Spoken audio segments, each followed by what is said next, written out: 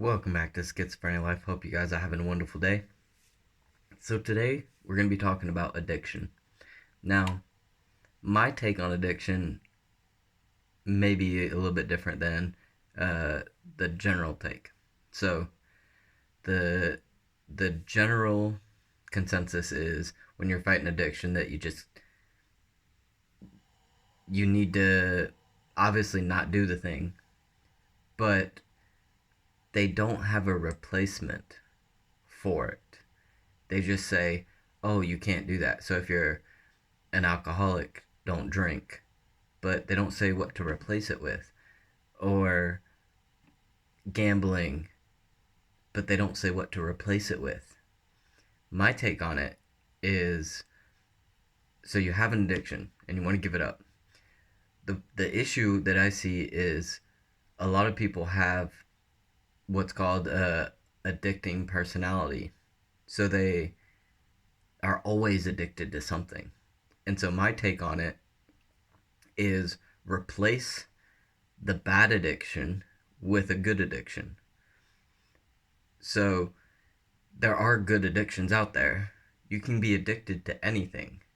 You can be addicted to reading. You can be addicted to playing golf. You can be addicted to helping people. You can be addicted to anything. So if you have a bad addiction that's harming you, harming others, if you have a bad addiction, then replace it with go all in on something that's good. And because I have a really addictive personality. Um, I go down the rabbit hole. You know what I mean? And when I find something that I enjoy, then I just go all in. And I like think about it all the time. I dream about it. Everything. Um, if I work too much as a software developer, if I work too much, then I start dreaming in code. Like I will fall asleep thinking about code, then have a dream with code in it. Like it gets bad. And then with golf, I'm 100% in on golf. You know, I love golf.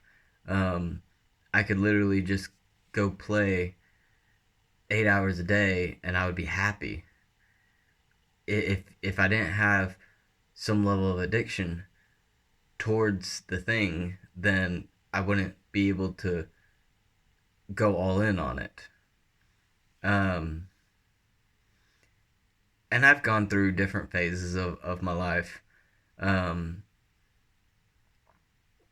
before the, or well, no, right now, uh, I have a bad addiction. Smoking, nicotine, caffeine. Those are nicotine and caffeine. Um, I got into, I don't want to, nicotine definitely I got into when I was in the military. Um, but caffeine has always been there. Coffee, mainly now. I quit energy drinks years ago, but now coffee.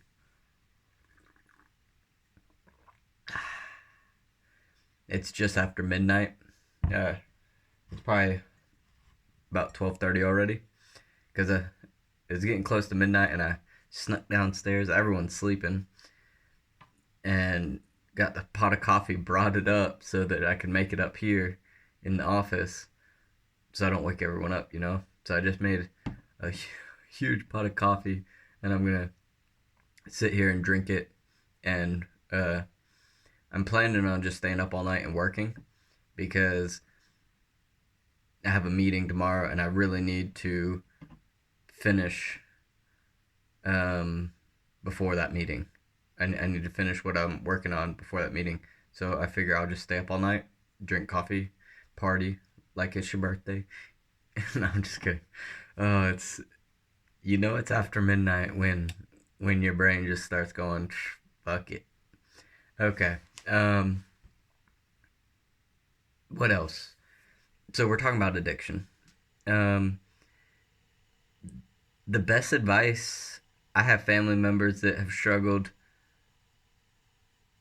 and friends, and I just, I've never seen anyone quit an addiction without replacing it with something.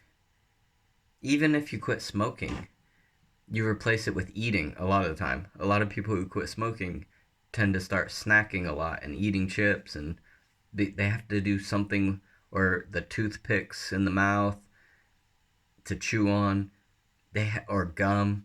They have to replace it with something. And so if you're fighting addiction, replace it with something that's good. Help people. Get addicted to helping people. Get addicted to golf. Get addicted to anything that's good for you. Reading, writing, learning. You can form an addiction around anything. Pleasure. Anything that's not hurting, hurting you or anyone else. I love books. This is supposed to be my library. I'm still working on it. This weekend I put in 2 bookshelves. I need a couple more bookshelves.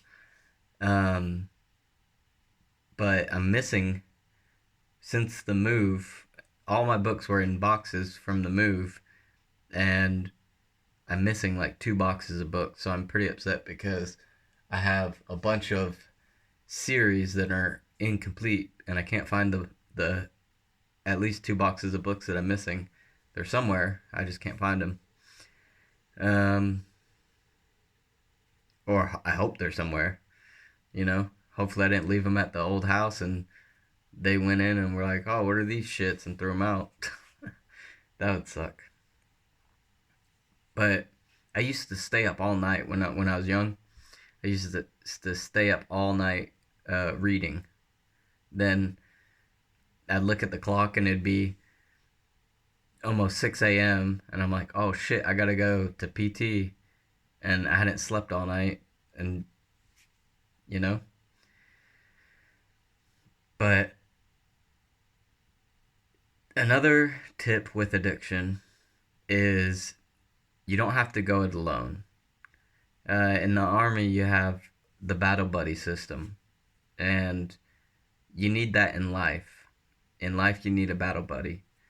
You can have more than one, but you need someone who you can call when this is how I always put it. You need someone who you can call at 2 o'clock in the morning to bring a shovel. And they don't ask questions, they just come. That you need a battle buddy. Um I have a few, and by few I mean few. In my entire life, I consider most people acquaintances, and I've only ever considered maybe 5 people friends. Um, and it took me a long time uh, to grow up and just not be a sarcastic ass. And so I wasn't very well liked all the way up and even in through the military, um, just because how I am with other people. But you always have the few. So find yourself someone that you can talk to and help you get through the addiction. And if you can't find anyone, message me and I'll help. At least talk to you, at least. Anyway, hopefully y'all have a wonderful Monday evening, and I'm going to get back to work, and I will see you tomorrow.